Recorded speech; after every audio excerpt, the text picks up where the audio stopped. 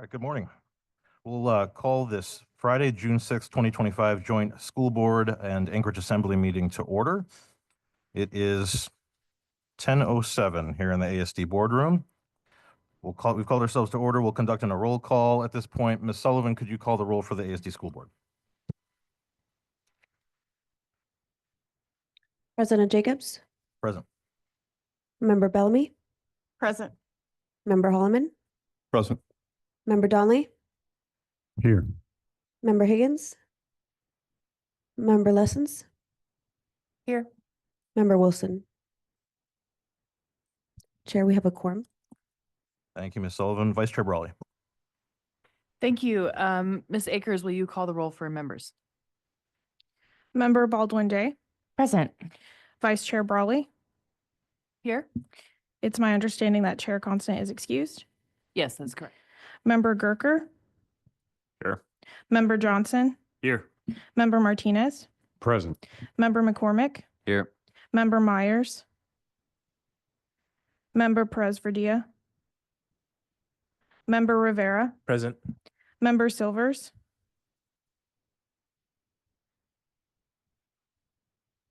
She is on YouTube or on Zoom. Here on phone. Member Voland. Chair, you have a quorum. Thank you. Okay. Vice President Bellamy, would you please lead us in the flag salute?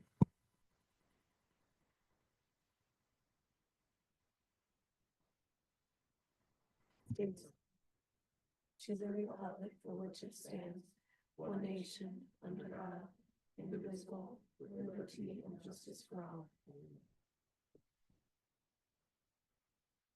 Member Martinez, would you please read the land acknowledgement? We acknowledge that we gather here today on the traditional lands of the Dena'ina people of the Upper Cook Inlet. For thousands of years, the Dena'ina people have been and continue to be the stewards of this land. ASD is committed to diversity and inclusion. It is with honor and respect that we recognize all Indigenous people who live and learn in our community. Thank you, sir. All right, moving on to minutes of a previous joint meeting. Members from both bodies have in front of them our March 7th, 2024 meeting minutes. It should be 25. Thank you, Vice Chair Brawley. So we'll correct that in our agenda. Please take a moment to read those and we can note any corrections before we move to approve.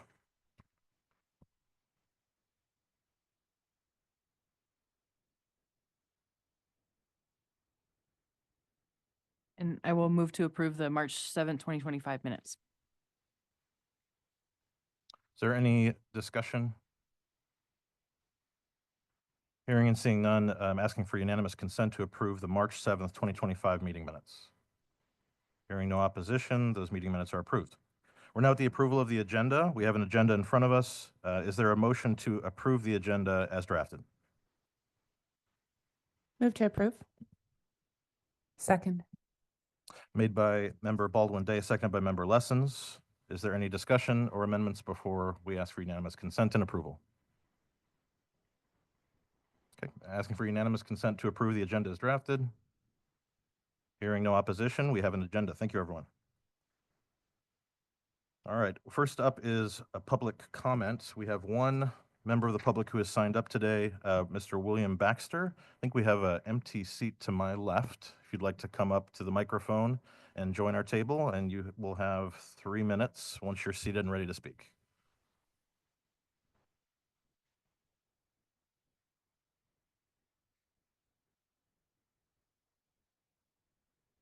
Welcome, sir. I'm William Baxter. I volunteer for FFA, and a lot of times I've been speaking here like 7 times, I think. Then I go over to the municipality on Tuesdays, and I speak there. And I've also been speaking at Massou School District too on FFA. And I don't know what I'm doing, but I just let you smart people figure it out. But anyway, but I have a burden for FFA and 4-H and other things in the like 4-H and whatever else they can get me into. I go to do a lot of they have me I do a lot of things to help to do it. Thank you.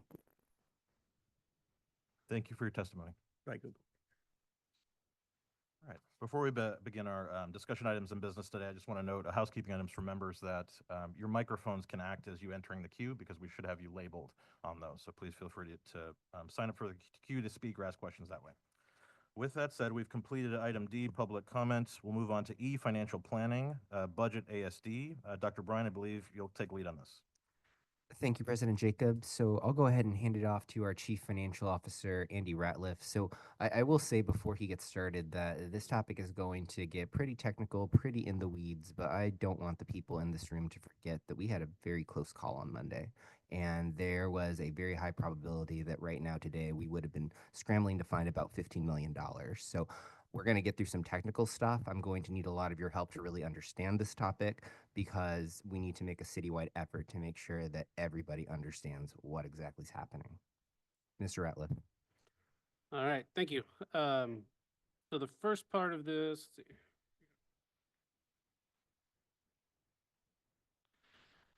presentation is going to look astonishingly similar to one I gave to the school board about a month ago for based on some add backs. That these are still kind of in flux as well, so I wanted to touch on them again. And then we gave that presentation again to the Legislative Committee for the Assembly. So a lot of you guys in this room have probably seen this, so I don't want to spend a lot of time on that, but I want to get to some of the new stuff around the disparity test and recommended changes to the local contributions limits. In your packet, you have a copy of the presentation that I'm going to give, as well as a couple other documents. The second attachment in there is going to be the determination from the state that the local changes were an emergency or deemed an emergency, and then what those changes were. And then the third document in there is going to be the federal government's ruling on the disparity test for the state. So you'll have all those. You can read through them. The one from the federal government's kind of a hard read, but it's good information. We'll kind of try to make that a little more understandable as we go along.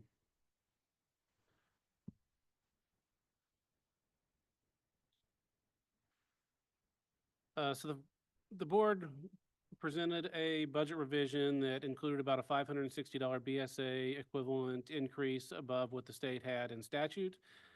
This was based on HB 57 passing out of the House and Senate with 48 out of 60 legislators voting in support. That bill increased the base student allocation by $700 and then had a 10% increase in transportation, and then some CTE multipliers and other student proficiency incentives that were based on another bill passing.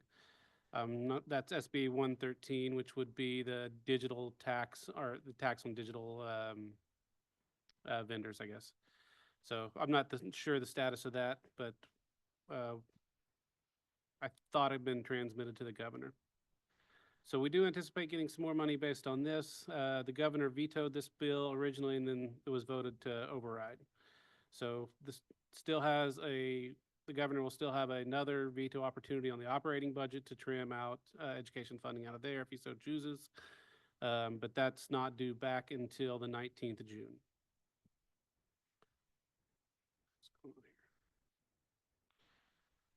So really the reasons that the board gave for increasing that was the governor's bill actually included a $560 BSA increase. One-time funding of $680 BSA was what we received this year. So really taking the calculated risks needed to help retain our staff and not have mass layoffs. What was added back was we had it originally a +4 PTR increase or class size increase for all grade levels. We were able to get that down to a +1, so we still are increasing class sizes.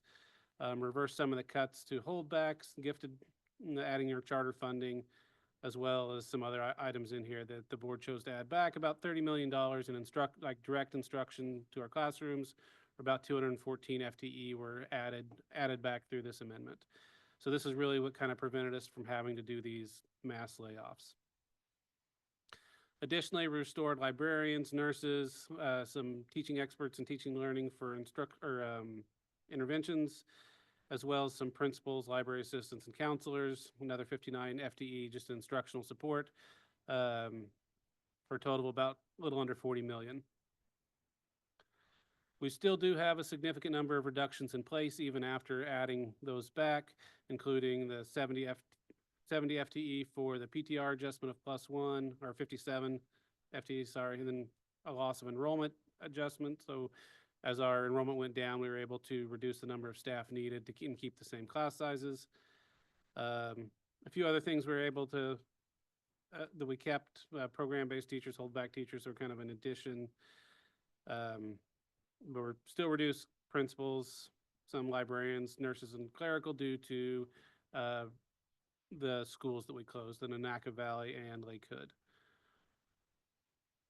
We can read through the list of the reductions there for instruction. We also have some reductions still in place, about 20 FTE for special services. By and large, those are coming out of mostly out between Whaley and elementary special education as we're trying to consolidate some classrooms. Additionally, another 30 FTE coming out of our admin pool, or about 7.5 million, including, more folks from accounting, purchasing, HR. We continue to have declines in those ranks, IT, and then some of that administrative added duty, services, supplies, and equipment. That's depreciation to replace heavy equipment, a lot of major maintenance funds, things like that we have to help support our schools. But those are still going to be going away under this proposal. Just a sign of the times, I guess. Really, the risks and benefits of if some amount less than 560 BSA is allocated, could result in hiring freezes, funding reductions, and liquidated fund balance reserves that we already have in place for other items. But it does allow for the placement of staff prior to the end of school and retaining educators, but again, the governor can still veto those funds.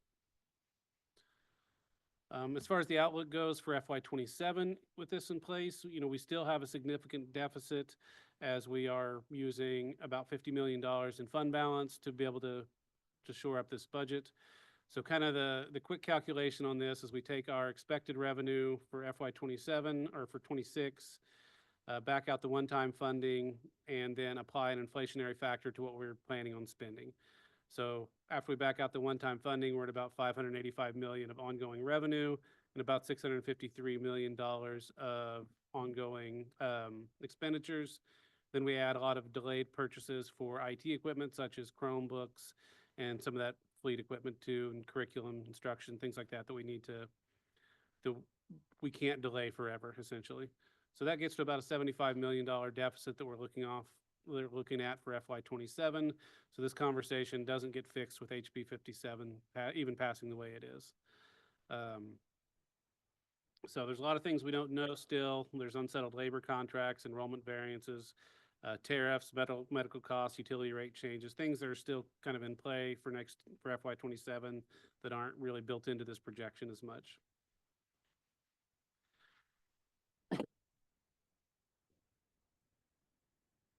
Clicking the wrong button here.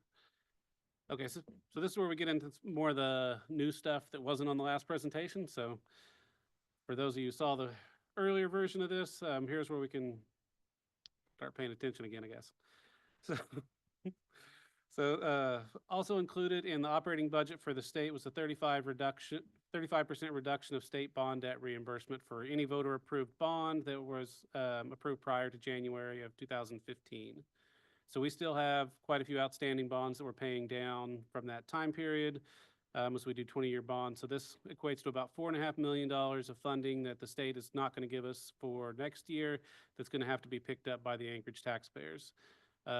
Typically, we'll float that with our cash flow, and our fund balance will go into a deficit in our debt service fund, and then we'll request that back the following year since we've already made our tax request for this calendar year. But that's just one of the unfortunate things, and the governor can still veto more funds from that line item as well through the operating budget. Any questions on the bond debt? This is something we went through for several years, starting with Governor Walker. We actually got that money back eventually, and then now they're starting to cut it again. Just want to note for the record that Member Silvers joined us at 10:17, and then if any members with a question would signify so by turning on their microphone, which will get you in the queue, that would be great. We've got Vice Chair Brawley first. Thanks. And thanks for the update on school bond debt reimbursement. So just to be clear, this says prior to 2015. So this is not bonds that passed, this year or any prior year in the last 10 years. Is that right? Correct. So back in, it was probably May of 2015, the legislature voted to put a moratorium on bond debt reimbursement for any new projects. They did retroactively apply that to January 1st after we had actually passed a bond in April. So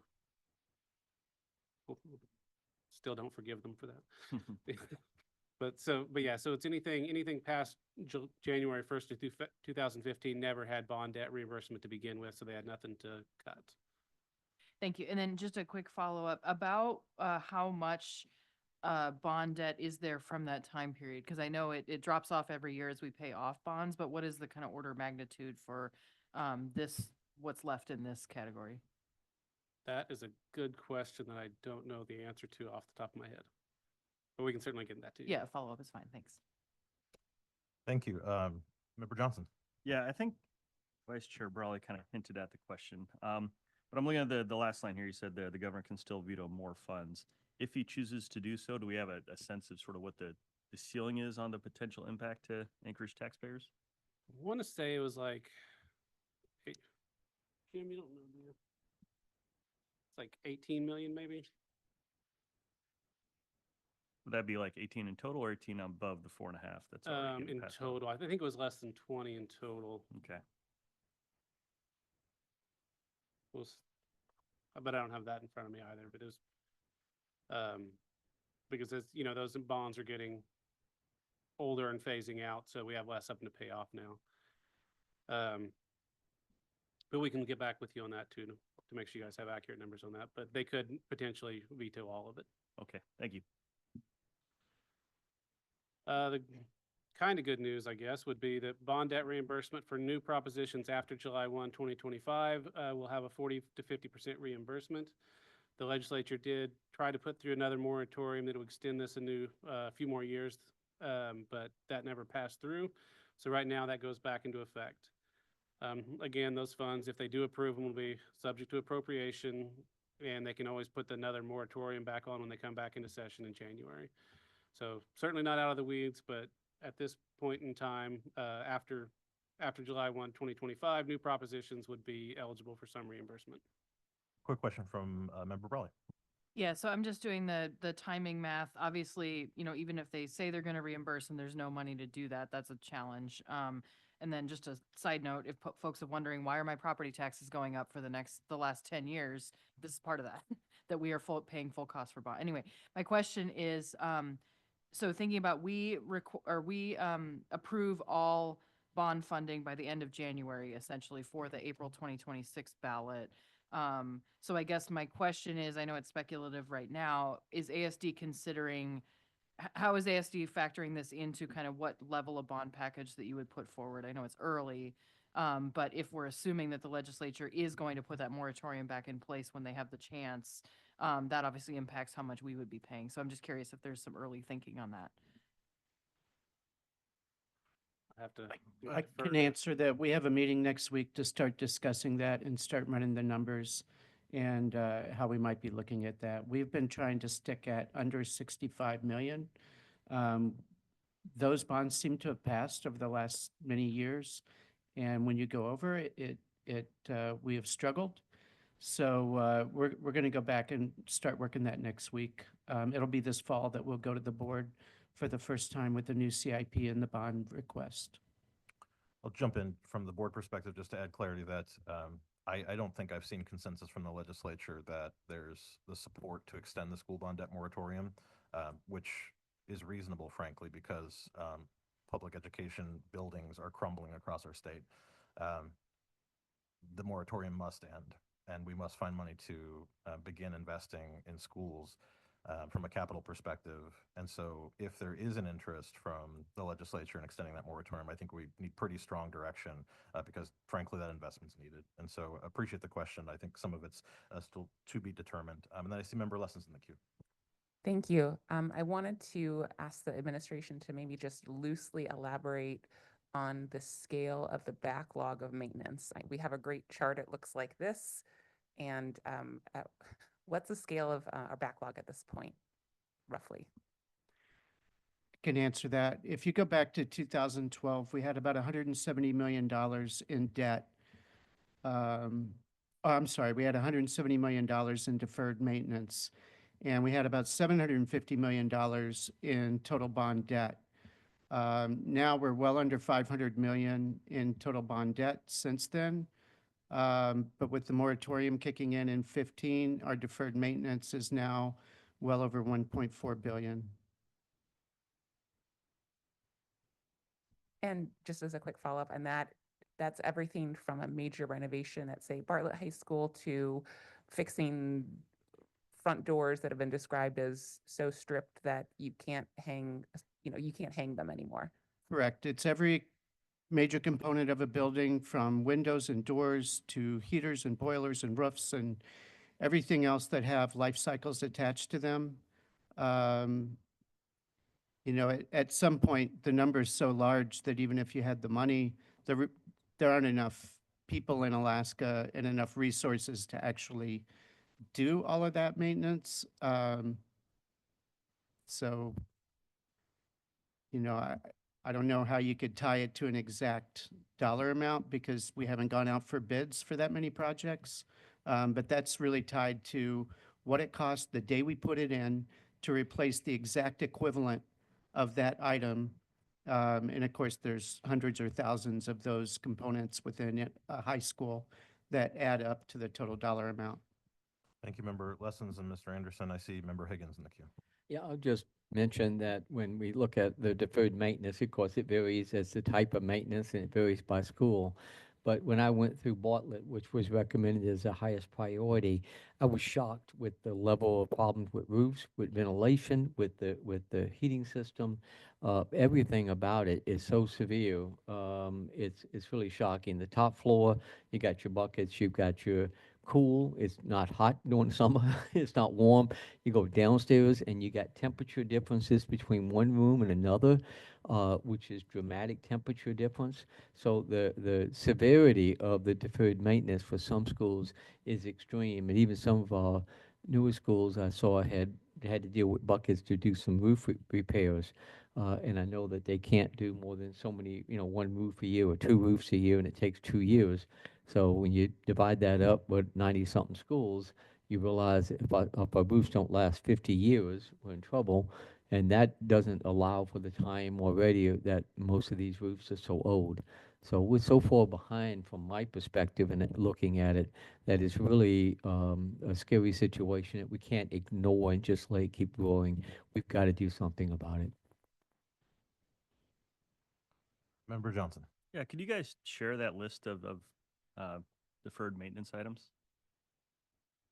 I'm getting a yes from our Chief Operating Officer, and so we will get that to both bodies. Great, thank you. All right. Yeah, I would just like to clarify, that's the things we know. There's no such thing as an absolute perfect list for 91 buildings.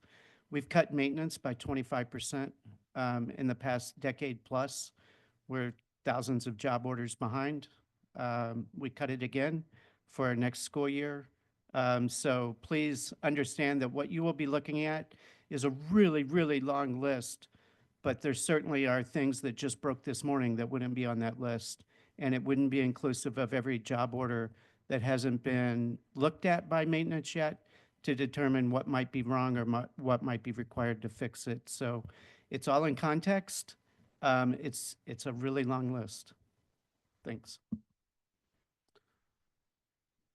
All right, so the next section, we're going to focus on the impact aid deduction. This is kind of what's been going around this week and changes for local contribution. I do apologize for the wordiness of the next few slides, but I wanted to have on the record, just so someone comes and reads this afterwards, a better understanding of how this impact aid, why we receive the money and how the deduction works. So the gist of it is some but not all districts receive federal impact aid funding from the federal government, and that's due to having untaxable property in those districts. By and large, it's military bases or tribal lands. It's kind of a payment in lieu of taxes that the federal government offers since they own the land and don't pay property taxes to the districts. The federal government allows the state to reduce state funding to districts that receive impact aid money if the state has equitable funding between districts. Essentially, it means the highest and lowest funded districts have to be funded within 25% each other through a combination of state and local contributions. That's adjusted. There's like some weighted things that go into that or come out of it, I guess, like for, there's an area cost differential between districts. So it's more expensive to do business in Bethel than it is in Anchorage type thing. So they take those weights out of this calculation. But the gist of it is, on a per student basis, they want to be within 25% to be comparable and pass this, what they call the disparity test. Each year, the federal government conducts the disparity test, and that calculates our per student funding to ensure that the state and local funding to districts remains within that limitation. By passing the disparity test, the state can then reduce the amount of state funding to the districts by some percentage of the amount of impact aid received, which can be up to 90% of the eligible amount. There are a few carve-outs for special education that we get impact aid money for that come out of the total amount that the 90% applies to, but it's not a big percentage of it. The 90% can go down if a local government, if they have a local government, like REAs will get impact aid money too, so all the REAs have 90% of their impact aid taken by the state. But anyway, that can be reduced a little bit if the local government spends more than the required minimum. Like for example, if Anchorage Assembly appropriated $200 million for education, but only 100 of it was required, then the state's deduction would be 50%. So 100 million divided into the total that's given. That's a little more nuanced than that because they take in some other local revenues, but that's really the gist of how this formula works and how the deduction works. In terms of dollars, Anchorage gets about $16 million a year for impact aid. The state is planning on taking about $6.5 million of that for next year as the reduction based on these formulas. So that's kind of the lay of the land of how the federal impact aid works, or why we get the money, and then why the state reduces it. So on May 16th, the Federal Impact Aid Office notified the state that they failed the disparity test. And why they failed it is the next bullet point, because the state improperly excluded transfers between the local education agency's general fund and its special revenue fund for transportation, and then improperly included transfers from the transportation fund back to the general fund as revenue. So it was really based on the coding of transfers, interfund transfers versus actual receipts from the municipality. I don't want it to be lost that had the state kept up with transportation funding or made it a reimbursable expense, they would have passed the disparity test. I think probably 15 or 20 years ago, the program used to be reimbursable, 100% reimbursable by the state for transportation. In 2000, I want to say 15, 16, they made it as a per student amount based on those actual costs. Inflation proofed, or I guess in 2012 maybe, but then they inflation proofed it for 3 years, and then since then it's been flat. Costs have gone up considerably for transportation. The minimum wage for transportation is tied, or bus drivers is tied to 2 times the minimum wage. So we have to pay, like in 2016, 15, 16, our minimum wage was $17.50, or 2 times the minimum wage was $17.50. For next year, that's going to go up to $26. So our costs continue to escalate really fast on transportation without any additional support from the state. But having to transfer money, districts having to transfer money in and out between those 2 funds is what caused the disparity test failure. There is a 60-day appeal period on federal impact aid for the failure of that. I don't believe the state's filed anything yet with the feds, but they have indicated their intent to appeal the decision. For the record, Member Wilson just joined us online at 10:35. I see a few questions in the queue. We'll go to Member Donnelly first.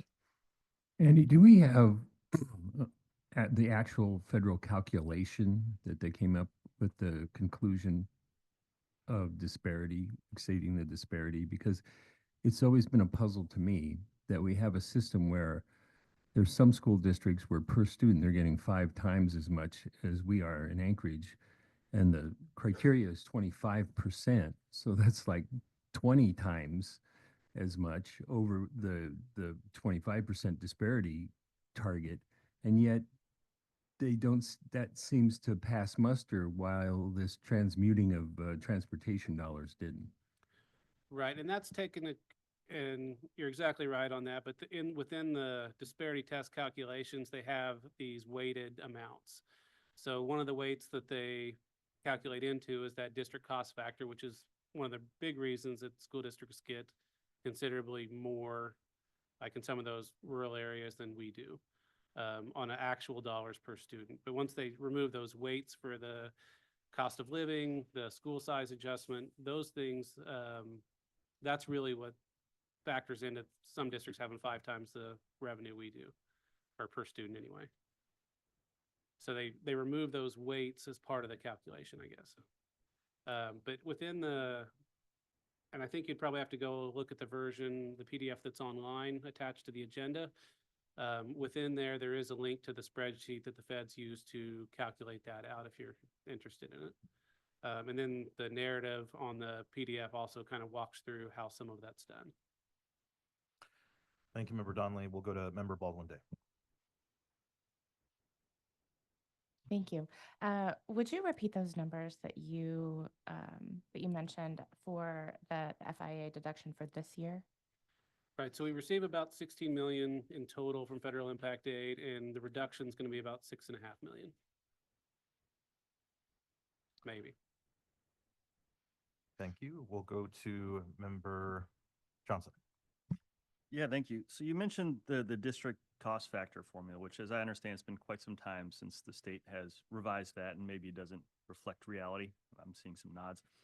But you said they remove those weights. When they remove those weights, do they just take the district cost factor formula and sort of use that to sort of reverse engineer the funding, or are they looking at, you know, the actual disparities in terms of the real costs between the districts, right? Because we're saying, I think it's been suggested that the real costs are not actually reflected in the district cost factor. I'm seeing more nods. So what is that playing into this, that disparity there? No, because they remove those weights. Using the district cost factor. Right, so if, Okay. like Anchorage has a district cost factor of 1, Mm-hmm. some districts have up to 2. So they get, 100 times more funding than we do on that district cost factor. So on a purely per student basis, they would get twice as much as us. But they account for that, the cost of living in those communities, or even though the data is 25 years old now, feds still view that as valid. Okay. Okay. So that's not a factor or problem here. In terms of No, our that's immediate really crisis not with what the disparity. Okay. covered it. Thanks. Member Lessons. I just wanted to retrospectively say thank you to the Assembly for your collaboration in passing the joint resolution back in early January on your side of things. There was a priority in that joint resolution about updating the district cost factor, which is the data dates from 2000 to 2003. Yeah.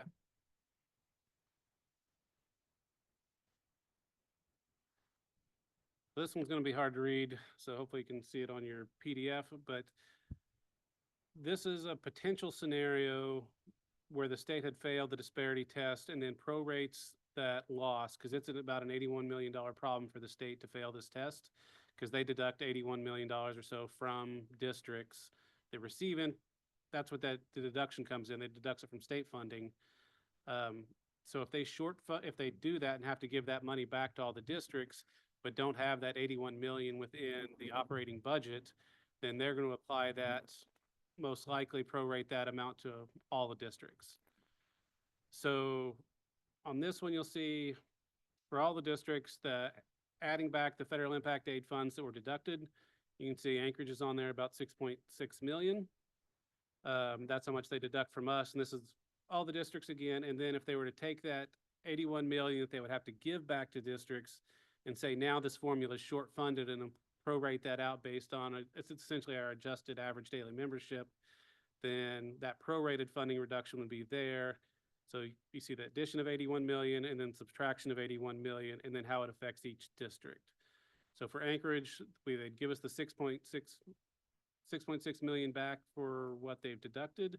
But then if we prorate out that 81 million, our share of it's about 22.5 million. So a net decrease of nearly 16 million. So that's just the problem with the disparity test. We'll get into the problems with local contribution limitation here shortly, but really just how this affects. And so there's going to be this huge shift in where the money goes. Same pot of money, but who gets it changes dramatically. You'd see a Net Island getting a 535% increase in their state funding.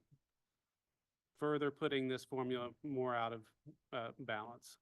I think, if this happens and if they don't pass that disparity test ultimately, or they lose the appeal, then the states may have to come back and try to rewrite that foundation formula pretty quickly. That's my read on it, but. Member Donnelly. I just think it's important to point out that we're the only state that is required to comply with this disparity test because we're the only state that doesn't pass through these federal funds to the districts. Mr. Radcliffe? That's correct. We're the only state that still uses this federal impact aid disparity test as a mechanism to reduce state funding. Every other state's gone away with it. I think that's probably, the feds probably have some desire to offload the program and get rid of Alaska too.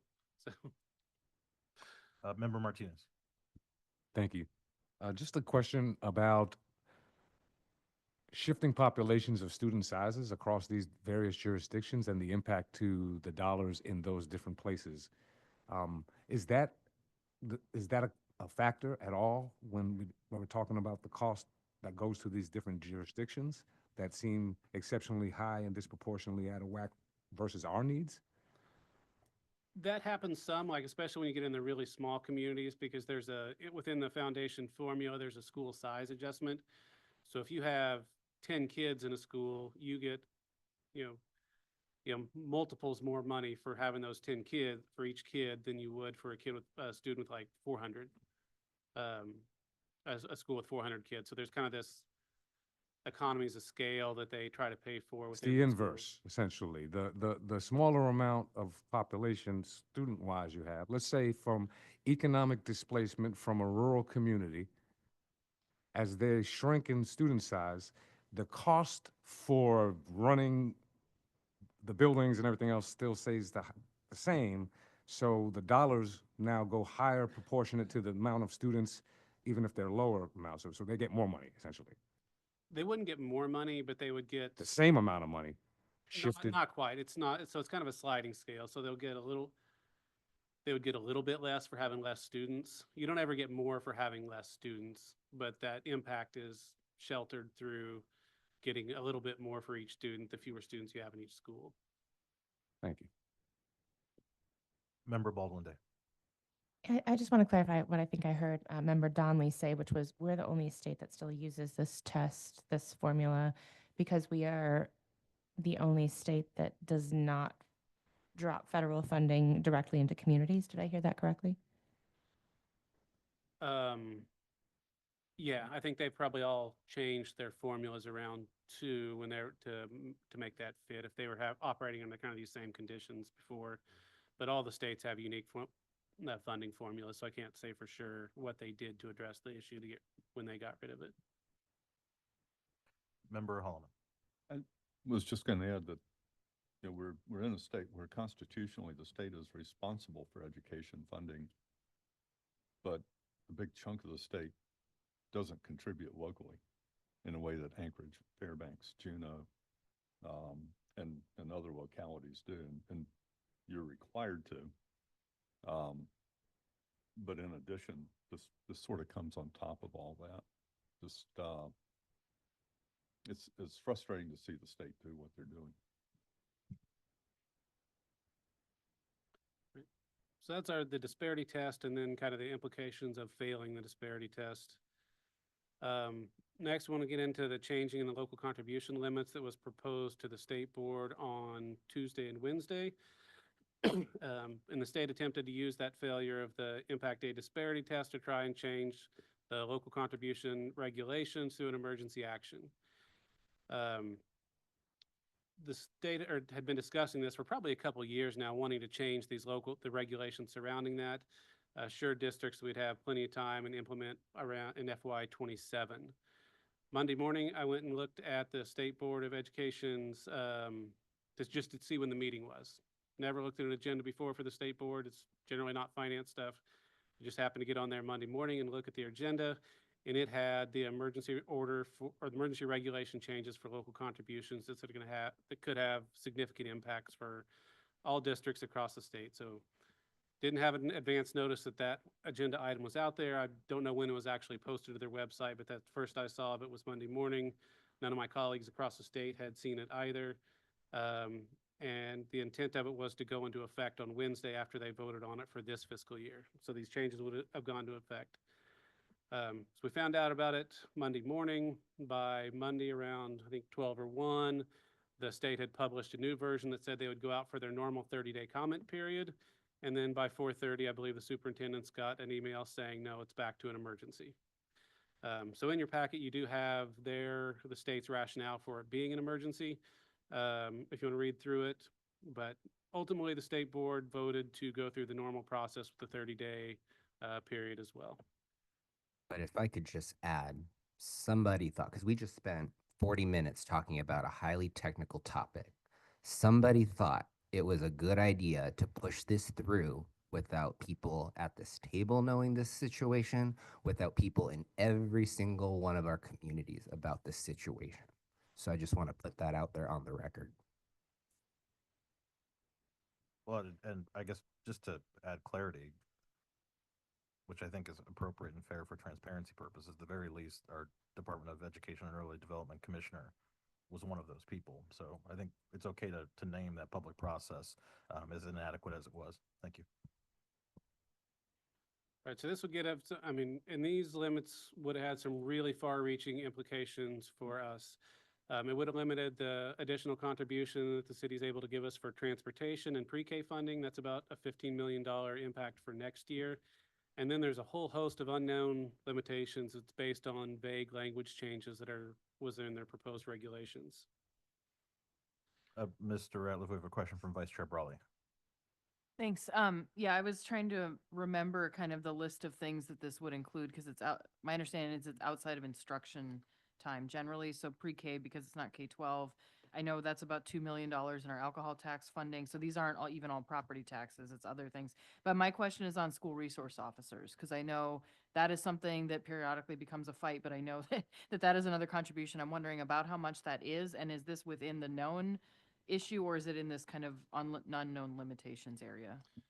So the SROs are definitely kind of in an unknown situation. I mean, we've always taken the view that they're doing police work in our schools. They're not doing any sort of instructional work there. They're actually doing police services. At least, some sort of community service. They are not related to the school. I think, I want to say probably maybe $4.5 million cost. I don't know. I mean, the city pays that bill. So you guys just provide the resources of officers to us when they're staffed. But it would be, if the state were to consider that as part of a local contribution, then it becomes another big hit to us. No follow-up from Member Brawley. Yeah, so just play this out. I know this is, it's going through this process. If it comes to pass that they do this, kind of how does this impact the budget? I mean, in my mind, it essentially means we're choosing SROs or some of these teachers in general, but kind of what would be, as you said, 15 million, can you put some kind of scale on that, like a number of positions or something like that? Sure, for $15 million, that's probably 120-ish FTE. It's a few more kids in every classroom. But really, and that's just kind of what we do know about. There's a whole host of unknowns, and I kind of want to get into the actual language that would trigger these unknowns, and then the stuff we do know. Like the first part up here at the top, this is the language that they're proposing, adding a new section to read the local contribution limited to appropriations that are consistent with 20 USC 7713. If you're not going to go read that, it does include transportation and food service as a cost that would be included in there, which right now we have that exclusion for transportation. So that, and probably pre-K, would be just by changing it and making it more consistent with the federal guidance for expenditures, would limit us for collecting the transportation and pre-K outside the cap. and those are kind of the known things based on that section. This bottom section is where the real unknowns get to. They've removed the definition of appropriations to mean money appropriated to a district's operating fund by the city or borough. So essentially what happens is in states, this is the administrative code. In state statute, they have, it ties back to this. It ultimately goes back to reference a city or borough school district instead of a city or borough providing the fund. So that school district probably makes it where any local contributions the districts get, not just from the city or borough, would go into this overall cap that the district can collect from local sources. We don't know exactly what would be included in that list. We have a list of some things that might be, but it sounded like the state would make one-off determinations for each district individually. So really, we wouldn't know until they would make a determination. We wouldn't have known until they made a determination. That's really important. We have no idea what the magnitude of this would have been, and if this would have passed on Monday, there would have been nothing we could do about it. Continue. All right, so that's the first thing that's more problematic, is instead of defining that local contribution just from what comes to the city or borough, removing that definition. The second piece would be the value of in-kind services. And this would be more where you're speaking to the SROs or something like that, but it's, before it was narrowly defined as insurance, utilities, energy, audits, and maintenance. This would open it up to a whole host of other things that we do with the city and the city does for us. Even sitting in this meeting, would this be considered an in-kind service? You guys coming here and giving guidance in us meeting? We don't know. That becomes an issue. So some of the things that we receive outside those muni appropriations, interest earnings, school fundraisers, food sales, activity fees, jury duty, P-card rebates, any other local donations, PTA donations, any grants received for charter schools, even school volunteers, would that be any sort of a service? We just don't know. And this is what's really concerning about the change in that language and how vague it is.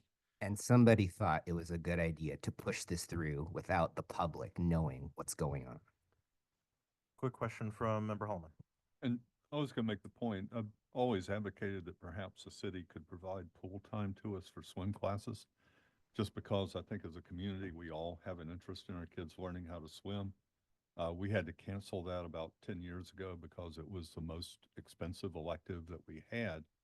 But under this regulation, if you did that, we'd lose state funding. If you just provided a pool for us to hold instruction in, it really hamstrings creativity or cooperation, or a willingness as a board and an assembly together to do something for the public good. And then for the in-kind district donations, we made a short list there too of things we just think of offhand with, street maintenance leading to schools for snow plowing, the bus passes you provide our secondary students, guest instructors. Like if there's a health department employee that came and talked to a health class, would that be an in-kind contribution that would lower the amount of cash the city could give us through their appropriations? Coordination with emergency operations, and then use of municipal facilities or equipment. We have Stream right down the street that's going to be able to use Nanaca Valley Park and the Russian Jack Trail system. Does that count? I mean, there's just so much unknown with how vague they wrote this language. Member Baldwin Day. So my mind immediately goes to, what's the intervention? What is the process by which we as a legislative body engage in appropriate and pointed pushback? And remember, there's two issues here. We have the technical issue of the impact aid, but I need to know who was that person that thought that this was okay to push forward without anybody knowing. So there's two problems we have to solve. For Ms. Baldwin Day's question, there's a 30-day comment period that will be to the state board, and hopefully Deed will be answering our questions as well. So we're getting together a list of questions that we can ask Deed of what these regulations mean. This is just our interpretation of it based on the vague language that we have. So letters of support or, against the changes from the assembly, whether it's as a group or individuals, I'm sure that would be appreciated. But that's, I think, our mechanism at this point. Member Martinez. Thank you. I just wanted to put an additional layer on that. Who made this decision? Who looked the other way? What we do know is it wasn't a local decision.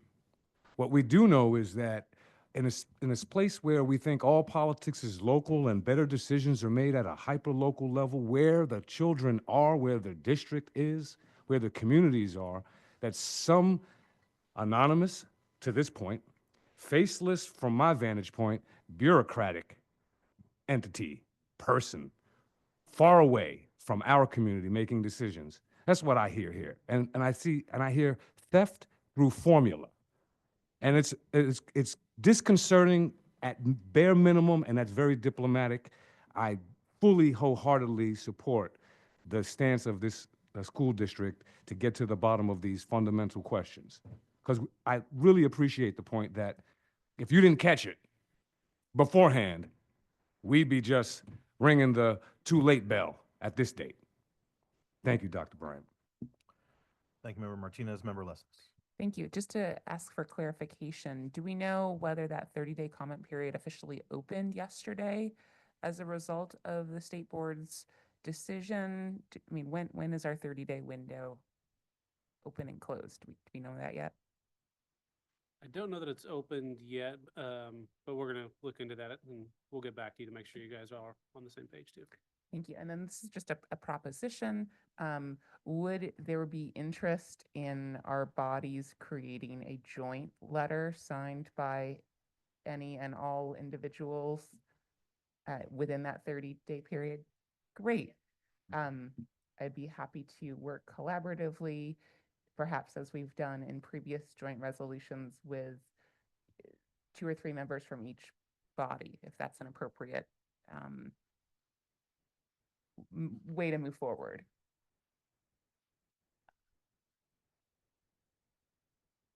We're going to go to Vice Chair Brawley. Yeah, thank you.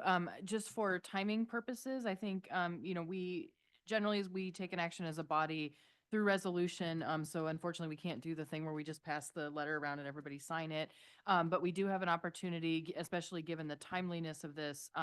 If folks are interested, your 2 opportunities on our end, other than a special meeting, are Tuesday's June 10th meeting. We can certainly lay something like this on the table if necessary as a resolution.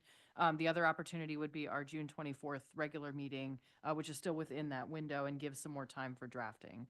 So I'm sorry, I'm not going to personally volunteer to help with this, but I know it's in good hands, but that's your options. Then we have Member Silvers.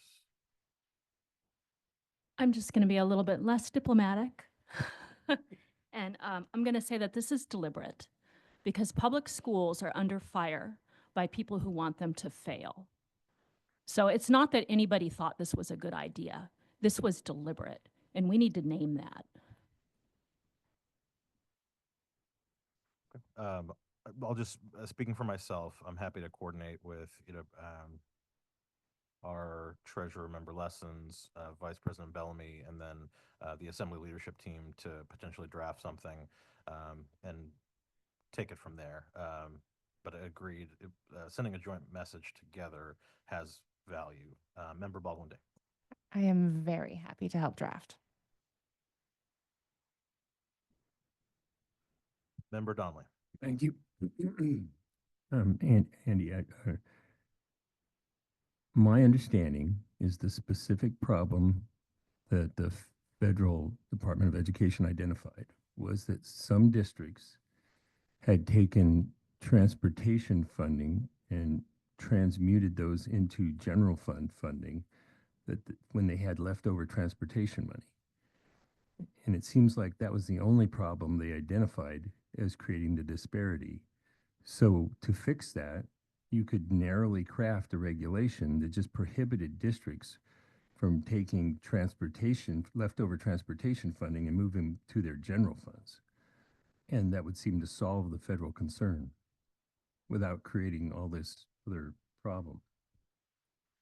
Yeah, that could potentially solve it too. But then, I mean, if you run into the issue of then accumulating big balances of fund balance, it's not really probably a good management strategy for them, for those districts to have just this pool of money just keep growing if they're not spending it all.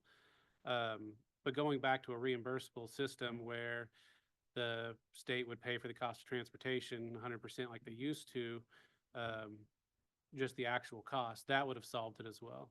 And that's probably what I would advocate for. Member Johnson. Yeah, thanks. I just also want to volunteer with assist with drafting a resolution. So hearing member Baldwin Day, member Johnson, is there a third assembly member who's interested? Okay, member Silver is great. And then from our side, school board, any objection to myself, member Lessons, and Vice President Bellamy? Hearing and seeing none, I think we have 6. Great. All right, so I've boiled down my frustrating week into 45 minutes for you guys. And if you have any other questions, we can certainly address them.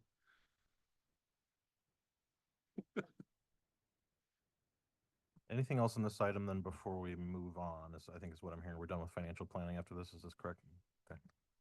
Member Lessons. Could you just very briefly highlight what the next 8 or 10 months looks like on our end from our budget preparation timeline? Outrage first. Once we're done with the outrage, hopefully by the 19th, we should have the actual amount of money known for next year. That's when the governor's due date is for getting the vetoes back. Potentially, depending on what happens, there is the potential for the legislature to come back and override at some point, but they'd have to call themselves back into session, which would be, it's probably a difficult task. Otherwise, they could potentially do it in January, but that would be, well after the fact, well after we've had to start making adjustments to our own budgets based on any vetoed funding. Aside from that, we'll probably start in August again, talking about what our actual deficit's going to be, and then going through and I'd like to do more deep dives into like different areas of our budget. We hear over and over that concern that administration is too high. I want to deep dive into some of those departments. The ones I run have been cut massively over the last decade. So I don't think that that's just to educate folks on what is administration, how we spend our money, to try to get some buy-in from the public as we go ask for additional BSA money, because, as it's been stated, they took care of about 40% of the problem with HB 57, even less so on transportation, but we're going to have to get out and do some more advocacy this year. Member Higgins. Yeah, I appreciate the comment about motivation. What the goal is a great deal. And I still refer to 10 years ago when in Senator Dunleavy's office, he told me his goal was to cut the Anchorage School District $100 million, and because he supports private schools and homeschools. Look at his motions in regards to trying to get your charter schools under the state. He believes in providing funds with religious or private institutions. He supports that. And then allowing districts in different locations that would be under his control to be able to operate in Anchorage. There's an awful lot out here, and this is just consistent with that of switching away funds from the public school system into private or charter schools run like private schools. And that's where my concern's at. So I think motivation is the critical issue, and look at all the different things that have been pushed out there by the governor. And when you put them all together and you see the listing, it's consistent, and this is consistent with that. So I'm very happy with the superintendent taking a strong position on this, but I saw it throughout the whole state in opposition to this, and I appreciate that as well. But I don't think there's any question in regards to motivation here. It is undermining public sector education and exclusion. So you got your charter schools being run like private schools, that the state had control of it, and then being able to operate throughout the whole state. And so it's just totally undermining the public sector education system for kids that would be left behind if Governor Dunleavy had to do it. And then we just say this: anything done by a commissioner or anyone else in the state, we've seen how controlling the governor is either done at his direction or with his consent. So we can look at the blame, we can place it every place else and who in that group did it, but it still falls back to the governor. He's the one that controls and directs people what they do, and if he doesn't do it, is he doing it by consent? Thank you, Member Higgins. Member Holloman. I just wanted to reemphasize something that Representative Holland made clear at a HAWA meeting last night, the $700 BSA increase, which is historic, if it's fully funded in the budget bill, means that we'll be funded next year at about the same level we are this year. And the way this has all come about over the past decade or more, it sounds like a huge increase. And it is to the BSA, but it actually sustains us at about where we are. So if people see that we got a $700 per student increase and are waiting to see what great things we do with it, it will be that we do about what we're doing this year, and the class sizes stay about the same as they are this year. It brings it into line with what the one-time funding from various sources has been over the past decade or so. So it creates a public relations problem. And we get to escape a little bit of it next year as we start to build our budget. We're not going to be starting from such a low number, which I think is what happened in December when the governor announced, of course, we'll fund education. We're going to fund the BSA. We always have, but the BSA was about 80% of our budget. This way, it will come closer to being 100% of our budget as we go forward in the next year. But I do hope everyone will keep that in mind as we plan for the fall.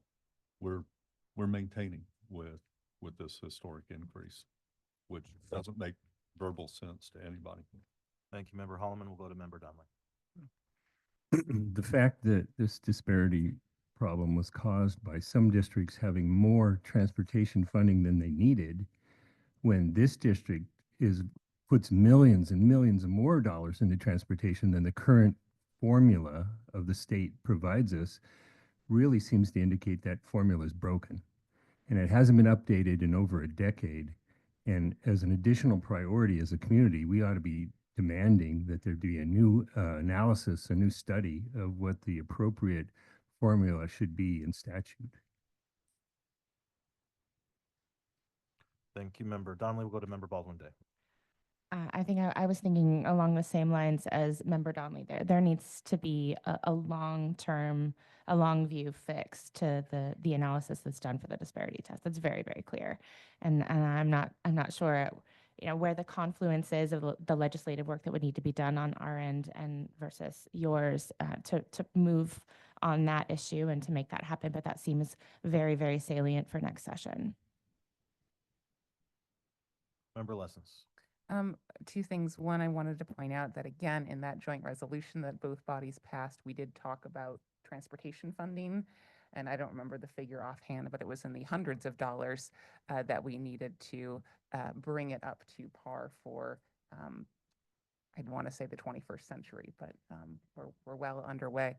And then the second thing, I just, to build off of what Member Holloman is saying, I think it's very true that we are going, that a $700 BSA is not so different from a $680 one-time dose that we've received for this current fiscal year.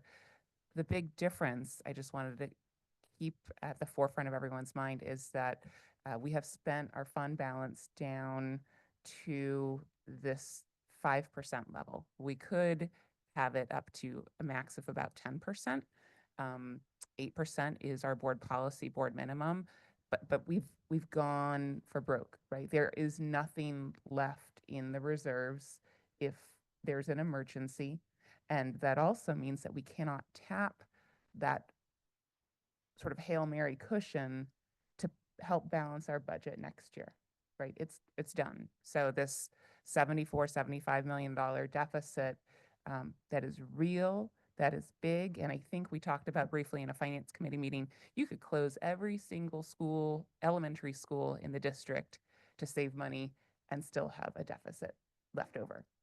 So we are not going to be closing every single elementary school, obviously, but just the scale, the magnitude of that deficit is challenging at best to wrap your mind around. Thank you. And I think I can close out our conversation just by expressing appreciation for our assembly for your support on this matter. And then it sounds like we have a path forward on partnership to ensure that the Alaska Department of Education Early Development, as well as the State Board of Education, pursues any potential amendment to regulations regarding local contributions, impact aid, and the federal disparity test through a competent, legal, and transparent process. That is a bar that they have failed to meet in dramatic fashion thus far. Mr. Ratliff. I had one quick follow-up with the amount of bond debt reimbursement that we have that's subject to the state still having reimbursed. It was a little over 14 million, about 14.2 is what the maximum exposure would be if they were to veto the entire line item. All right, not seeing any other members in the queue. We will go to, now that we've completed our item E, we will skip over F and G and move on to H, other matters of mutual concern. Under number 1, we have Academies of Anchorage. Dr. Bryant. Thank you, Mr. President. So I'll give the team a moment to pull up the PowerPoint. So I'll go ahead and walk us through a few slides. So I do know that we have several new members here today. First of all, welcome. This is quite a time to be a public official in the Anchorage community. But I do want to remind everyone that the ASD board and I are laser focused on 3 goals. One's on reading, one's on math, and the third goal is on college, career, and life readiness. And here in ASD, we have a goal to increase our graduation rates from 80% to close to 90% over the next several years. And this is one strategy that we want to move this work forward. With that said, this is really a short update that I just wanted to just clarify some misinformation and hopefully get this group excited that one, this is going to help us increase the number of kids that graduate from college, or the number of students that are in incredible careers here in the Anchorage community or beyond. That's what this is about. And if there's one thing I want you to remember about academies and how it's going down right now is that we're going to go slow to go far. I think that there was a lot of consternation, a lot of thoughts about the program, a lot of questions. And I think that those questions were good. And I want to spend the next few years really trying to understand what are the concerns and what are ways that this program can evolve to meet the needs of Anchorage today. Next slide, please. So let's start off by looking at a video that demonstrates all the success that we've achieved this year despite our smaller model.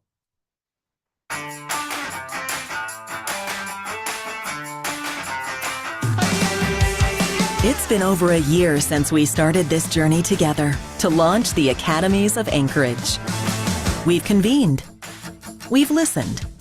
We've imagined something better. And built something bold.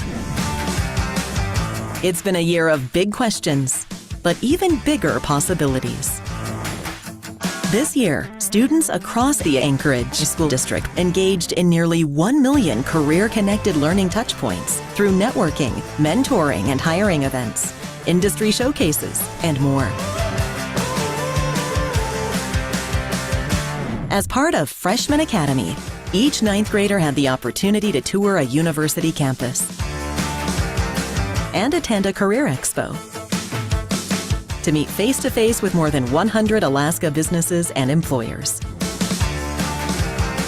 All before the start of sophomore year. We're already seeing progress, with a 5% uptick in GPA among 9th graders.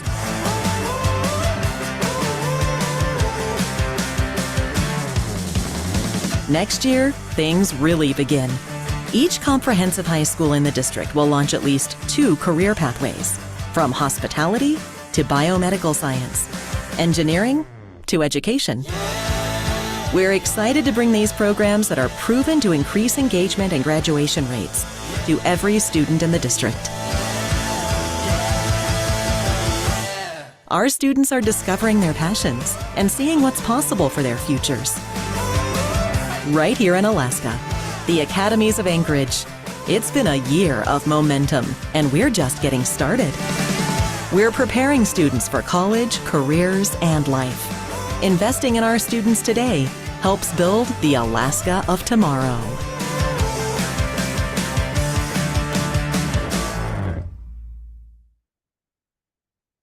I think this sounds like a very exciting initiative.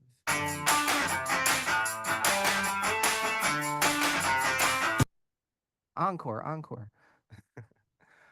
So let's go to the next slide, because here's the thing. This is really exciting stuff, but I think people have really overcomplicated what the model is and what it isn't. So let me just be very clear about what the Academies of Anchorage is. So in ninth grade, it's ASD's vision that every single freshman will be enrolling in a class called College Career Exploration with Personal Finance. Why? Because I think all of us have been tuning into legislative sessions for many, many years, and we know that personal finance is a critical skill for students.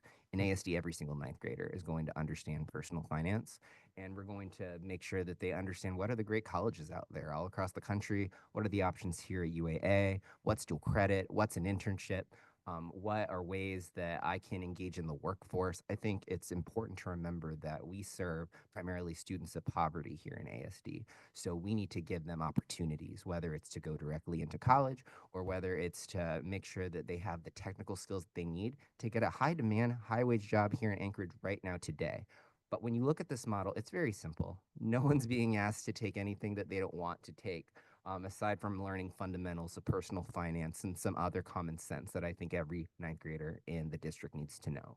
Number two, in 10th to 12th grade, all we're asking is for students to opt in, right? So they have their schedule, and we want to make the pitch that through this course, through that ninth grade course, you gain the inspiration, right? You start thinking about, like, how much does a new car cost? What type of job do I need to have to get that new car? And they can use those skills and apply them to ways that they can contribute to the community, whether it's in healthcare, whether it's in community engagement, whether it's in public service. You know, I'm really excited about this, but I want to be very clear that nobody is being asked to take anything that they don't want to.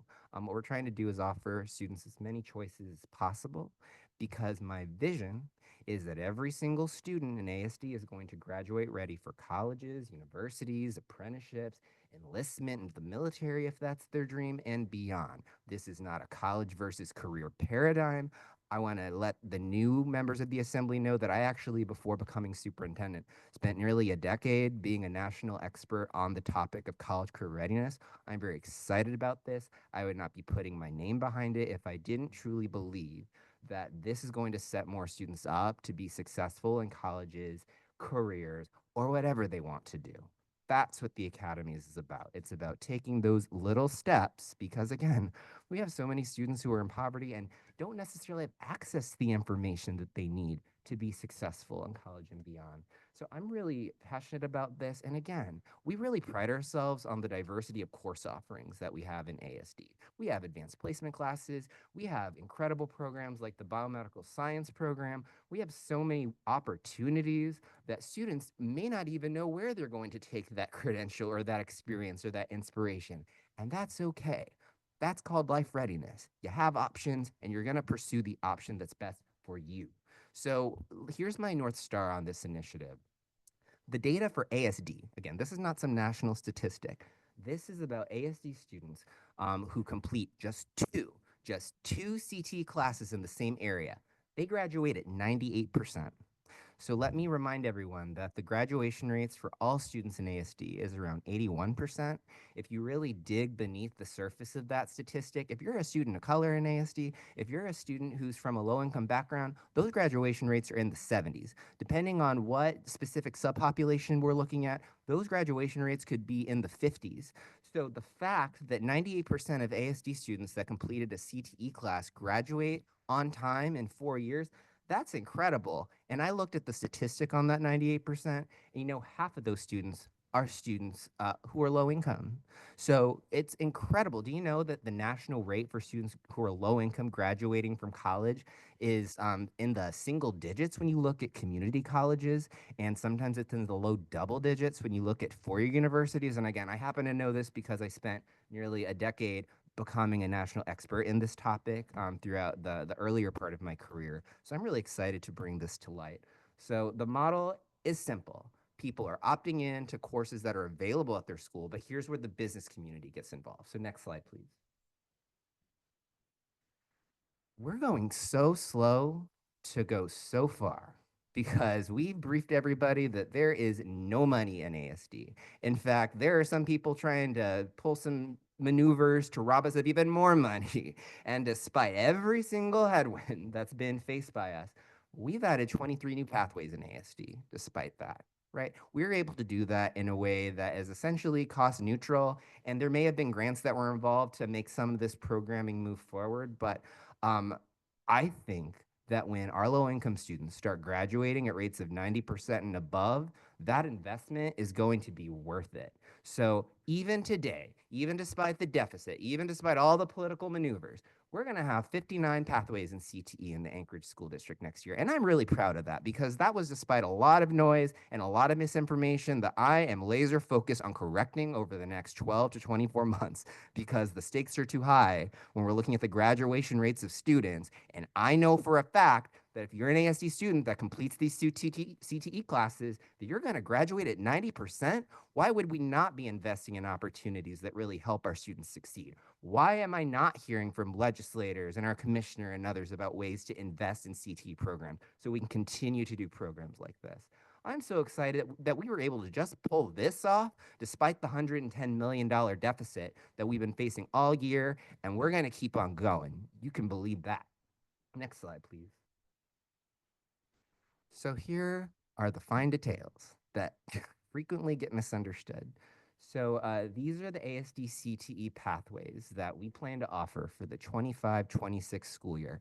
The very first thing I want to say as you look at this slide is the next slide is about King Tech, because I want to make another thing really clear to the public, really clear to everybody in this room. I love the King Tech High School program. I think it's one of the most successful programs the ASD has launched in its history. And the reason why Academy's formed is because we want to take those best practices and put it in front of the kid who may want to just stay on the football team at East High School and have the opportunity to stay on the East Side and take some classes at their school instead of going to King Tech. But you're also going to have some students that want to take advantages of the King Tech program, and they want to really have a citywide access point no matter where they live. They'll have an opportunity to take really high impact programs no matter where they live. So academies and King Tech High School go hand in hand. Let's go to the next slide, please. These are the King Tech CTE programs of study that were offered to students. Again, AOA and King Tech go hand in hand. They complement each other. We have thousands of graduates every year in the Anchorage School District. There's so much CTE and college prep and dual credit and AP and international baccalaureate to go around. I'm not worried about students having choice. I want to give them direction so they can get to the finish line at the end of the day. So these are the King Tech CTE programs. And again, this is accessible to everybody in the community. So I really want to make sure that you all can help me champion this message to the public that all we're saying is that, wow, if you want to take advantage of these programs that aren't at my school, I can probably arrange some transportation to get to King Tech. But if I want to stay on the East High School football team, I'm going to stay at my school and choose my pathway at my school. It's that simple. So what I'm going to be doing over the next 12 to 24 months is hammering this message through to every single person, because there are zero reasons why every single person in ASD shouldn't be behind getting more kids exposed to dual credit, CTE, and beyond. I am so excited for this. Next slide, please. And thank you. A sincere thank you, because we could not have pulled this off without the support of the mayor and the assembly. We can't afford the Denina Center, and you all comp that for us so we could bring thousands of students. Thank you. Can we clap for that? Thousands of students got to experience careers. And here's the cool thing about the 9th grade career expo. We galvanized hundreds of school business partners across the city, and they stepped up. They volunteered their time, and a lot of you were there, and a lot of you, encouraged people to come. Member Wilson was instrumental in making sure that IBEW and a lot of school business partners that she's on the board of were present here. Hundreds of expos were there. But here's the coolest part, is that the Career Expo is geared towards students that are in 9th grade. Right. Sometimes when you go to a job fair, career fair, it's geared towards people who are going into the workforce. But when I walked into the Denina Center, that was comped by the assembly. I saw students that were in front of the green screen, you know what I mean? Like where they're trying to pretend they're the weather person. I think that's so neat. And I got to see, I'm thinking about Alaska Premier Auctions. I got to see some students really learn what it means to be an auctioneer for the first time. I mean, I might have gotten Jen Matoyka and some other people, some future employees. I think that's a really cool thing. And I'm sure that there are students that were at that Career Expo and saw the talented physicians and really saw their future in a medical school out of state, so they can maybe one day come back and help contribute to the medical crisis in Alaska, so we can have more doctors in our low income and rural communities and make a difference. All that inspiration really starts for every single ninth grader through the Freshman Academy course that they'll take their ninth grade year. That's the Career Expo. That's thanks to the city. I just really wanted to express my sentiment, but I also don't want to let people off the hook. I'm not sure if we'll be able to do this Career Expo again, because I don't know if the Denina Center being comped will count towards this impact date or what have you. So I just want you to take a moment to think about what it's like to be a superintendent in these crazy times, because all I want to do is just talk about these programs and get kids into school. But here I am having to look at statutes, 44, 62, 250 to, try to make a political point. But this is the work, and this is why we're working so hard, and this is why I need you to help me get the message across on this issue that we talked about this morning. Because again, I don't know if we can pull this off, because the state hasn't told me if the city can even help me get the Denina Center for free. They might want to deduct our funding instead. That's crazy to me. So next slide. Dr. Yeah. Bryan, can I interrupt? Sure. First to say agree. Second of all, Vice Chair Brawley has a question or comment. Yeah, I also agree. And I wanted to note that our next joint meeting is also Friday, September 26th.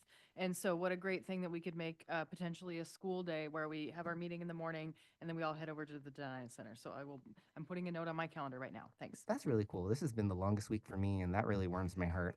All right, so I think we have one more slide.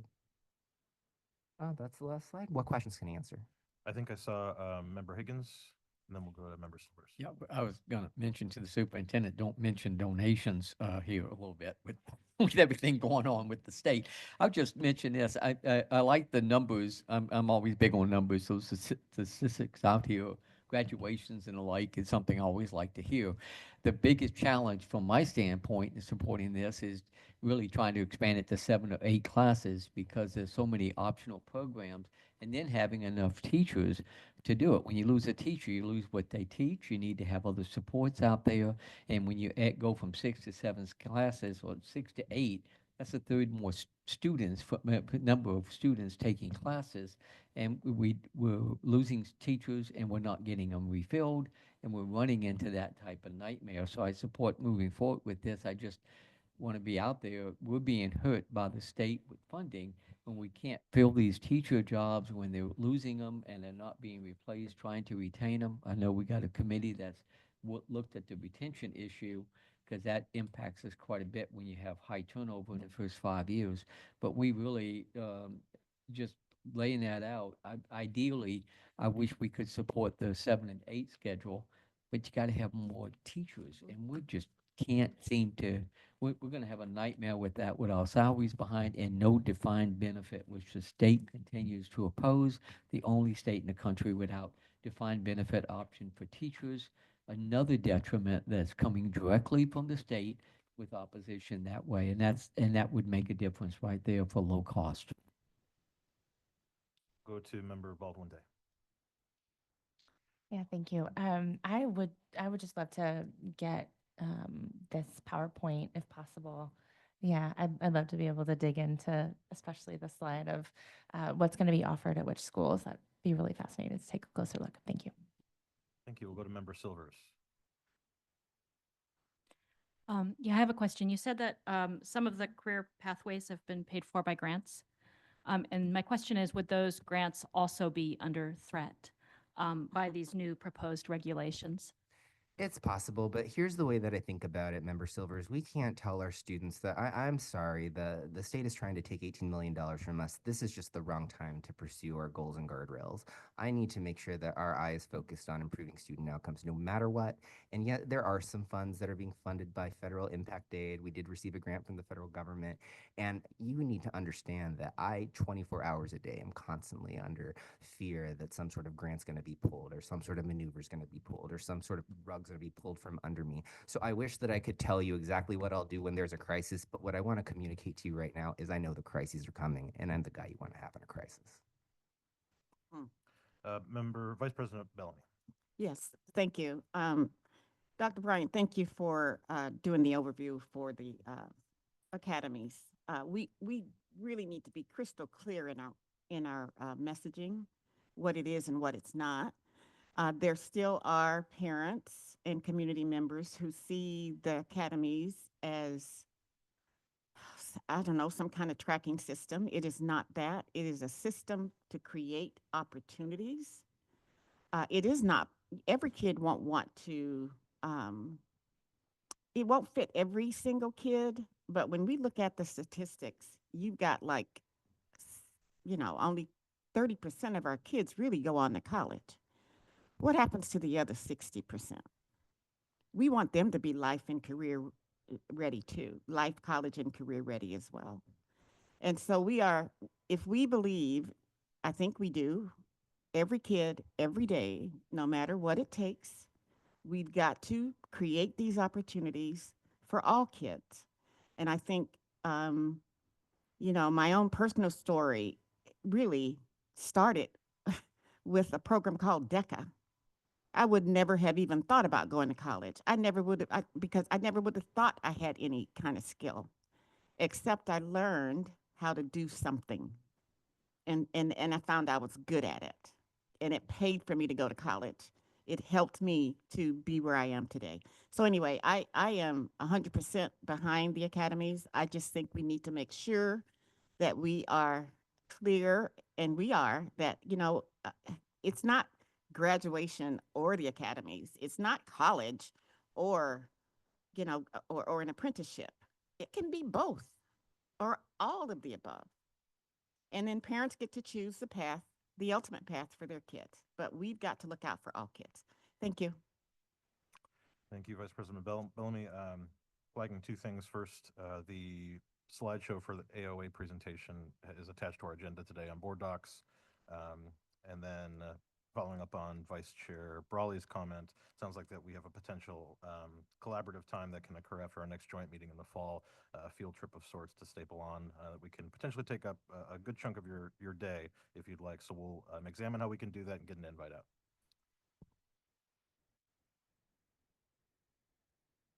With that said, if there's no other comments regarding H1 Academies of Anchorage. President Jacobs, I had my hand up. I wasn't sure if you caught that. Apologies. Thank you, Member Wilson. The floor is yours. Awesome. I just wanted to kind of elaborate a little bit on what Member Bellamy was stating, in that the Academies programs aren't just for students that don't want to go to college, just like King Tech is not just for students that don't want to go to college. You look at the biomedical program at Service High School. Most of those students are tracking to go into a healthcare field that would need a post-secondary education, whether it be a certificate, an AA, a BA, or a doctorate. You look at the programs at King Tech, and they do an amazing job incorporating the Alaska Middle College with the students at King Tech. So some of those students are taking the trades program that's available, but they're also taking classes at UAA. So there's this great combination. There's no, the intention is to provide limitless opportunities for our students, but to provide the exposure is incredibly important, because many of our students are not exposed to different programs, whether it be trades or college or whatever programs, being an esthetician or whatever they choose. But I think I've heard the same kind of confusion from our families, from our community members, that the academies are focused on students who are not choosing to go to college, and that is by no means the case. It's really focused on expanding their opportunities and expanding their exposure. So I appreciate that that's being said more, and said more loudly. And our business people our business community has been wonderful about being involved in this process, which is amazing, because those are more opportunities for our kids and more connections for our kids and our community.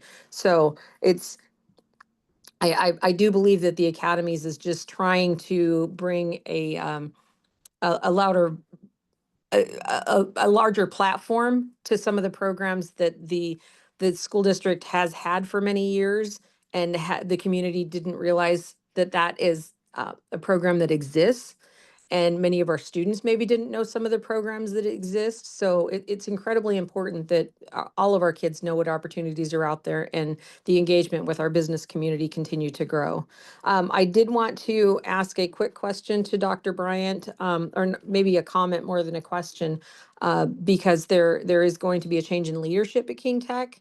And so maybe share about that process so the community understands that there is going to be a change in leadership, but as you stated earlier, your excitement about the programs that exist at King Tech will continue to exist. So if you could elaborate a little bit on that, that'd be great. Yeah, thank you, Member Wilson. So we're in the advanced stages of finalizing the who will be selected for King Tech High School. I'm so excited about it. What I can share about it right now is I've been telling every finalist that I personally interviewed myself, my priority is to expand the number of kids who are in King Tech. It's not lost on me that there are a lot of teachers out there that may be, reading things online or on Twitter, or maybe, phoning a friend, but I'm going to make sure that they hear from me. I want to invest in King Tech. I want more students enrolled in that school. I want a vision for more full-time kids in King Tech too. I had heard a stat from, I believe it was Andy Ratliff, that if we add more full-time students into King Tech, there's even a pathway for that program to be even more cost sustainable. So I really want the public to understand I have immense urgency for financial reasons, where we can generate some dollars for the district, but also our board goals. So I don't have any specifics to share as to who will be selected and why were they selected quite yet, but I've made it crystal clear they need to grow enrollment at that school because this is a board goal and I need more kids to graduate from high school in 4 years. Thank you, Member Wilson. We'll go to Vice Chair Brawley. Yeah, thank you. Very happy to see King Tech continuing and have appreciated, I think it's in December, the hosting of kind of the update and getting served lunch by the students. So thank you for that. But also I noted in the programs that are on that list, early childhood education and childcare, things related to housing construction, and then of course a lot of other workforce needs in our community. So I think there's a direct straight line with our assembly priorities as well, and the municipality's priorities, and making sure that we have folks who can do those jobs. And I think they're good jobs. So I hope that people pursue those careers. And if I may, this is an initiative that can directly benefit ASD too. It's not lost on me that you can create CT pathways in the field of education. I think we need more amazing educators than ever before in this day and age. And given that ASD is one of the most diverse school systems in the country, I think it would be really great to accelerate the pipeline of students that are ready to give back and pay it forward. So one of my priorities will be to expand the number of education pathways too.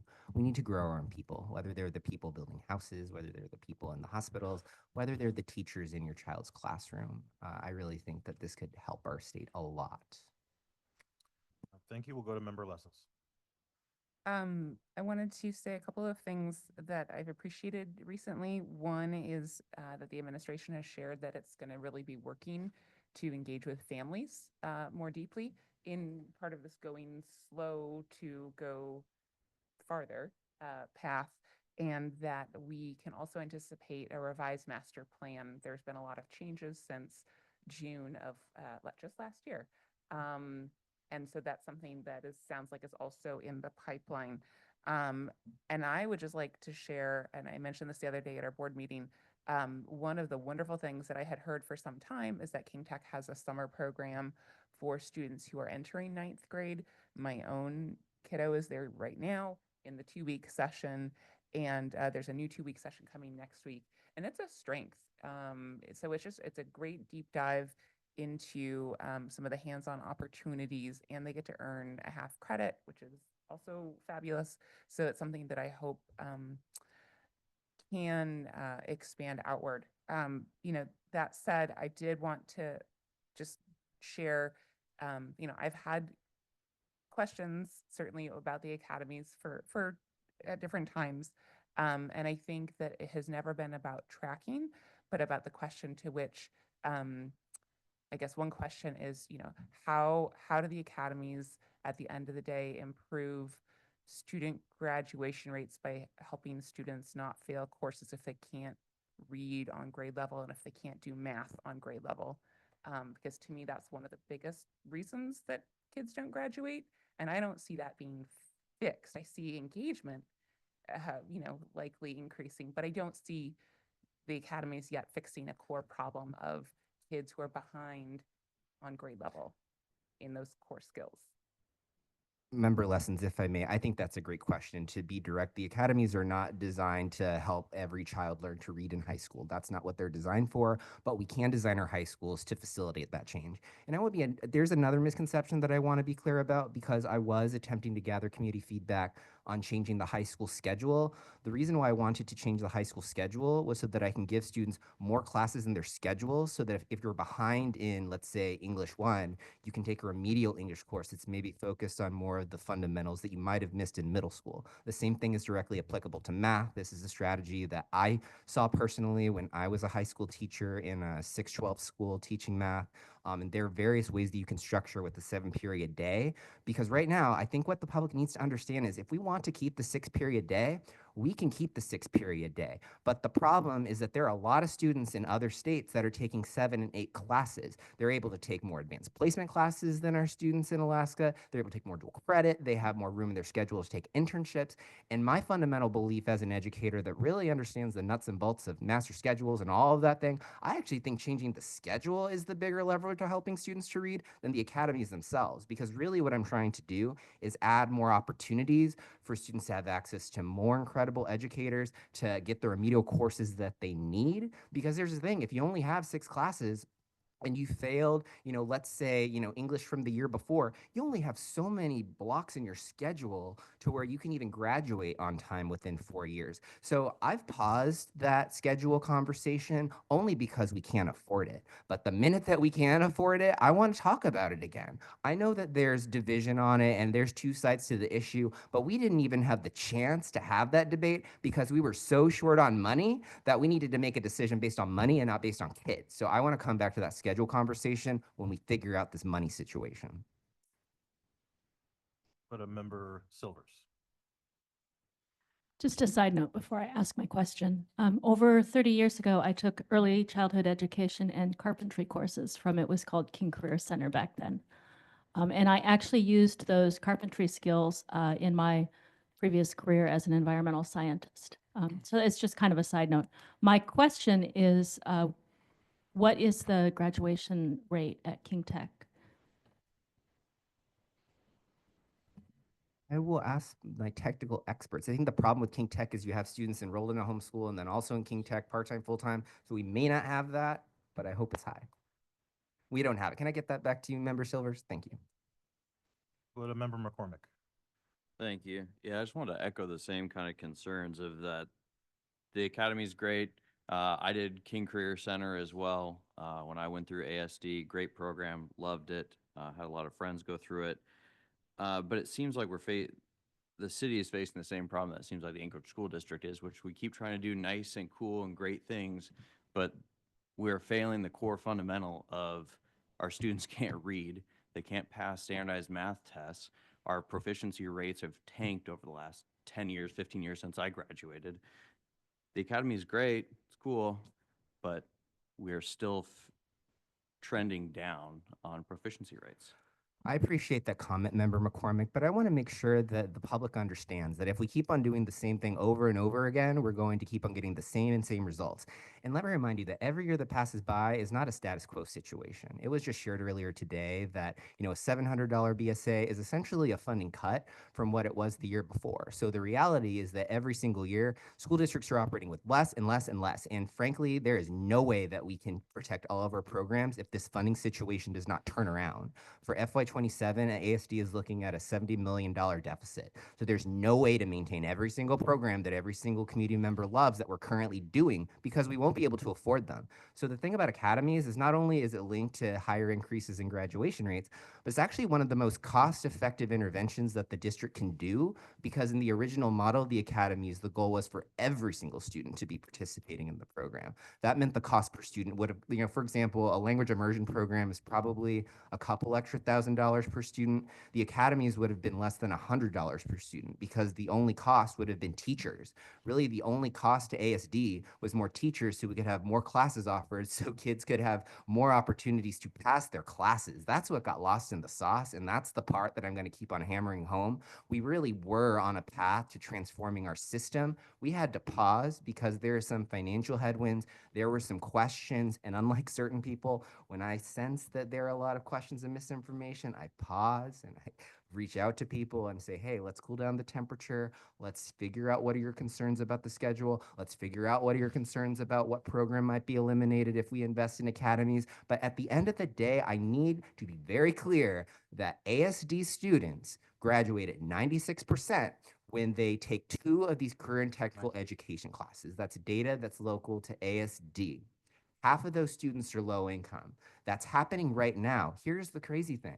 The academies are not even fully built out. The only data that I'm sharing with you are the graduation rates based off of the classes that this most recent year seniors took.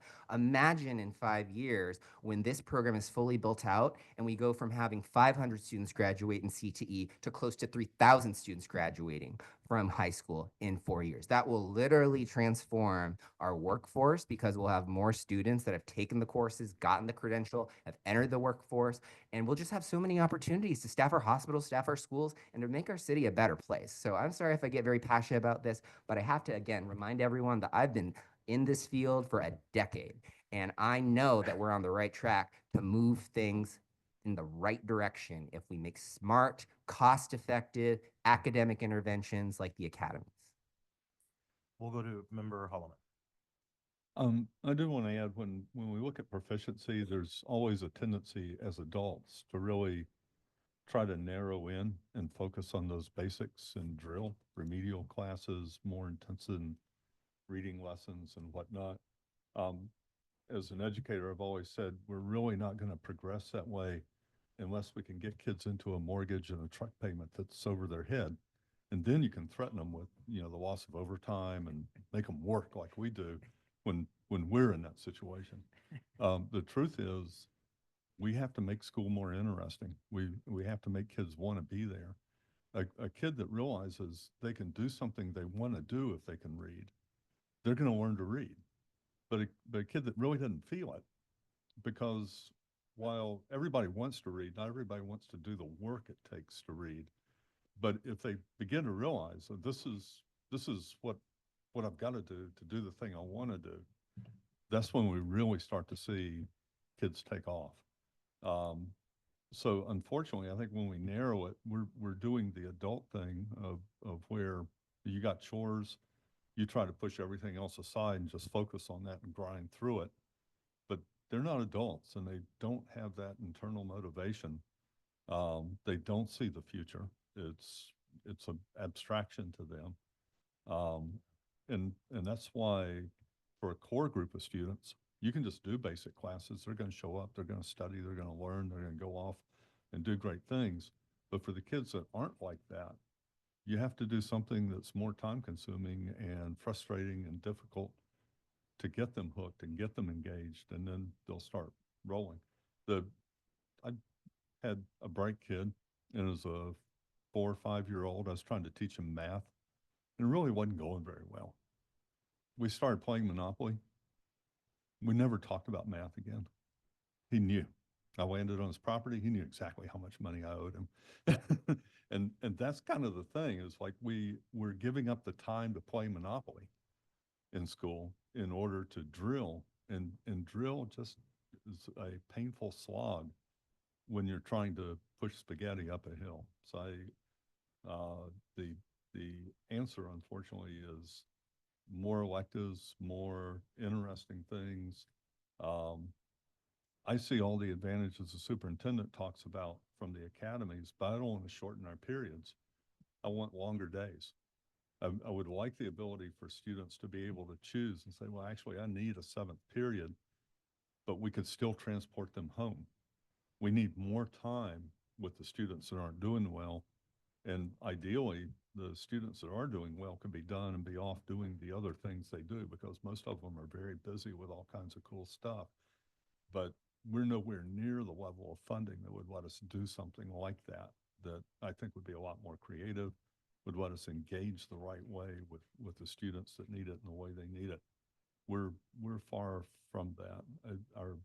Our decisions, unfortunately, really revolve around the institution, staying within a budget, staying within a lot of constraints. It's not what is really student-centered at all, unfortunately. But you raise a valid point. The other thing I do want to say is when kids show up as not proficient on these tests, it doesn't mean they can't read at all. They're just not at the level that the cut score on that test. And the Alaska standards are pretty high. It's not a standard every kid will ever meet, but it's good to have high standards. So there's sort of that dichotomy. I think it was Lake Wobegon that had the slogan, we'll have high standards and every kid will meet them. And that's not real, that's faulty logic on that part of it. There's so much more we could do. And unfortunately, a lot of what the board's had to spend time on is what can we cut that does the least damage to the smallest number of kids. And it's not innovative, it's not exciting, but we want to be there. Thank you, Member Holloman. Just wanted to note we have 7 minutes left in our scheduled time today, and 2 agenda items as well as member comments. And so I'm certainly not trying to curtail conversation. We gave a ton of time, rightfully so, to the budget and financials talk, but wanted to flag that. With that said, is there a motion to extend by 10 minutes? I understand both the Assembly and the board have extra meetings today, so I don't want to go much further. Move to extend 10 minutes. Second. Made by Member Higgins, seconded by Member Silvers. Is there any opposition to extending our meeting until 12:10 p.m.? The question was, is there any opposition? Yeah. Yes. Okay. So we'll vote then. I believe you'll have the votes to extend. Right. You do now, yeah.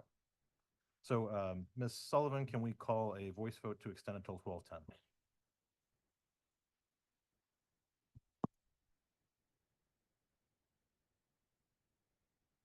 Member Lessons? Yes. Member Wilson? Yeah. Member Donnelly? Yes. Member Higgins? Yes. Member Bellamy is gone, and President Jacobs? Yes. Vice Chair Brawley. Thank you. Madam Clerk, will you call the roll for the assembly or call for votes? Member McCormick, No. Member Martinez, No. Member Baldwin Day, Yes. Member Johnson, Yes. Vice Chair Brawley, Yes. Member Silvers, Yes. Member Rivera, Yes. Member Gerker. No.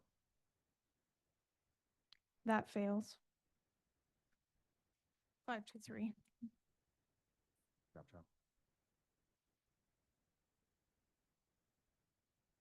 Can the clerk advise us what this means? We stop at 12. Through the chair, you'll have to give me a minute. A brief at ease while we check procedure.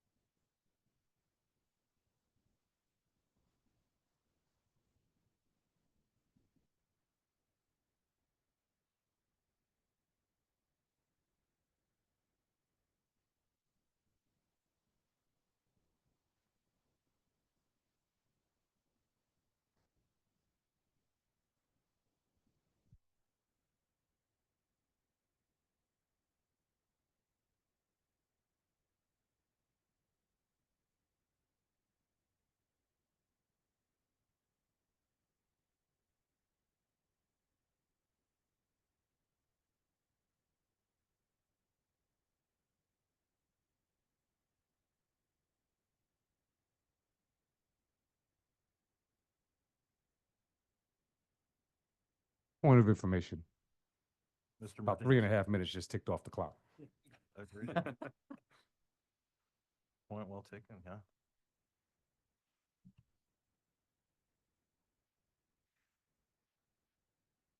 Through the chair, the clerk said it did not pass. Noted, so we will adjourn at 12. With that said, I see Member Gerker in the queue. Yeah, thank you. I just wanted to circle back to something, Dr. Bryant, you'd said, and I just wanted to give you a chance to maybe clarify. You said that this historic BSA increase was actually a cut. Is that correct? Did I hear that right? Yes, I think functionally when inflation's 30% and the increase to the BSA is about, less than 2%, that would be a cut. That was the rough math, but Mr. Ratliff, would you like to clarify the actual calculations?